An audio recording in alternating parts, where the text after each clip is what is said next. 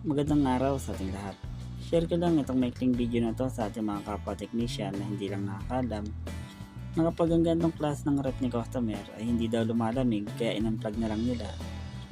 Pero nung tinesting nyo naman ay gumagana ang unit, gumagana ang compressor o kaya ang amperahe at wala ding error na nilalabas. Ang advice ko naman ay huwag nyo agad-agad iiwanan at obserbahan nyo muna ang unit. Dahil may pagkakataon na ang 8 blinks error ay lumalabas 15 minutes hanggang 30 minutes pagkatapos gumana ng compressor.